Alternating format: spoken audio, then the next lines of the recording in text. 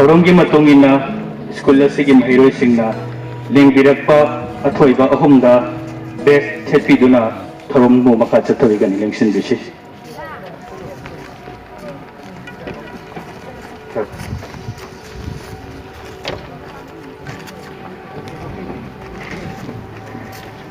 ꯑꯗꯨꯒ ꯕꯣꯀꯦ ꯈꯨꯗꯣꯜ ꯇꯝꯗꯨꯅ ꯂꯦꯡꯕꯤꯔꯛꯄ ꯑꯍꯨꯝꯕꯨ ꯇꯔꯥꯝꯅ ꯑꯣꯛꯄꯤꯒꯅꯤ꯫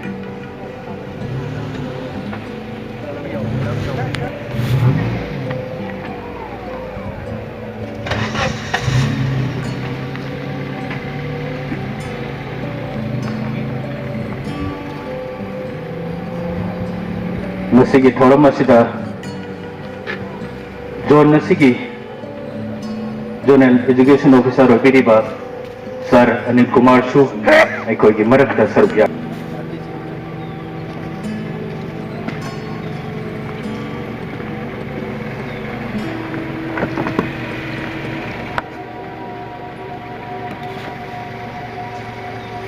केंद्र असिदा ख्वाइदगी ममल यामलबा खुदोल ओइना मियामदा खुदोल तमगदबा अदुगुम्बा मपुंग फारबा स्कूल अमा ओइगदोरिबा स्कूल फगहनसी मिशन गी मखादा मपुंग फाना सेम सारबा अदुगुम्बा स्कूल नि ngasi lengbirakpa ikai khumnariba singna केंद्र सिगी मियामदा खुदोल तमगदोरिबा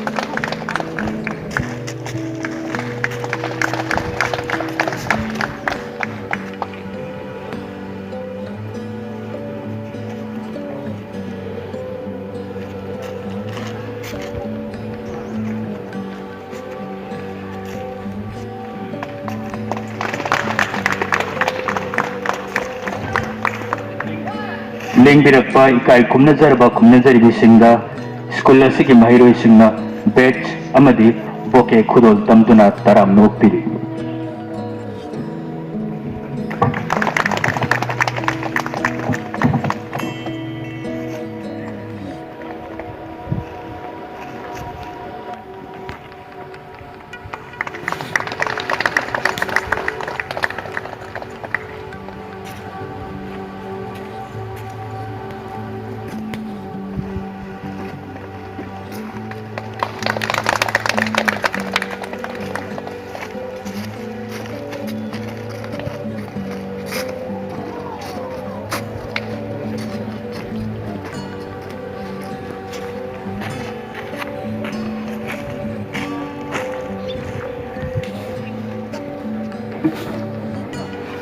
बैच अमदी बोके खुदोल तंबीरबगी तुंगदा थोरमसी ख्वाइदगी मरुओइबा सरुक रिबोन कक्तुना स्कूल असी केंद्र सिगी मियामदा खुदोल तंबगी तंजादु लौजगे। मसिगी थोरमसीबु लेंबिरक्लिबा ख्वाइदगी मरुओइबा रिबोन कक्नबगी थोरम सरुक याबेगनी। मसिदा Shri Takhellambam Ranjit Singh commissioner education, Shri Laishram Nanda Kumar director education अमदी जोन असिगी zonal officer sir Anil Kumar मखोय मरिसु सरुक याबेगनी।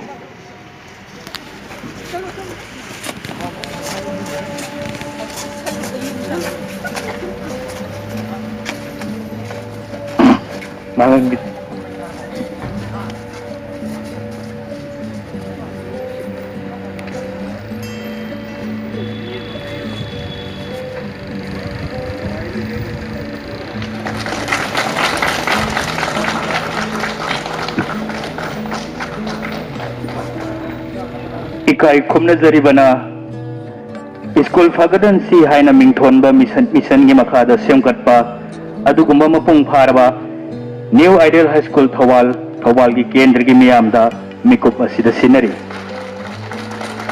मसिदा इकाई खुमनजरिबा Shri Takhellambam Ranjit Singh IAS commissioner education S, Shri Laishram Nanda Kumar Singh IAS director education S government of Manipur अमदी जोन असिगी जोनल एजुकेशन ऑफिसर ओइबिरिबा सर अनिल कुमार सु सरुक याबिरि।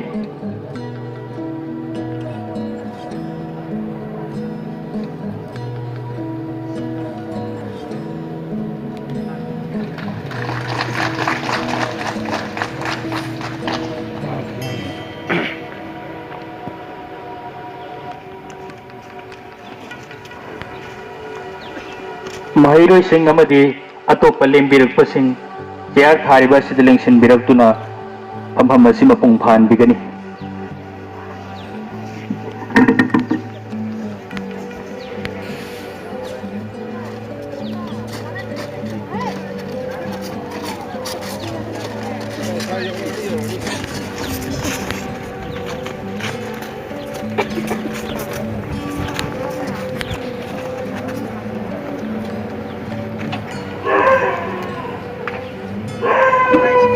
स्कूल असिगी ओजासिंगसु चेयर थारिबा सिदा निंगसिनबिदुना फमफम लांग असि मपुंग फानबिगनी।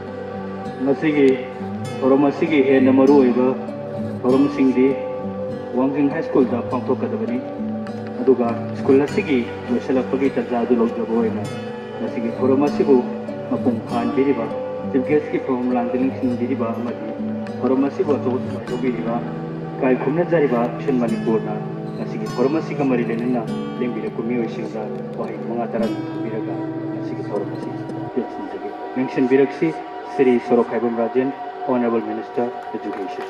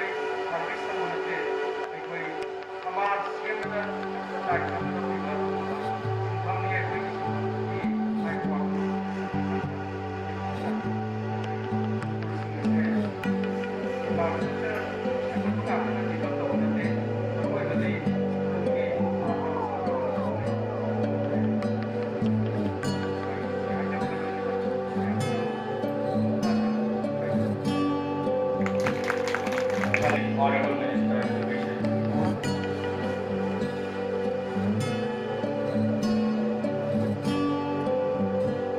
Sige, atomba kung napag-tuloy ka nila.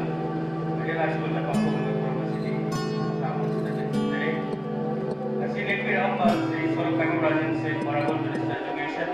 Si Tagkalang Rajan Singh IAS, Commissioner of Education, Bawal po Manipur.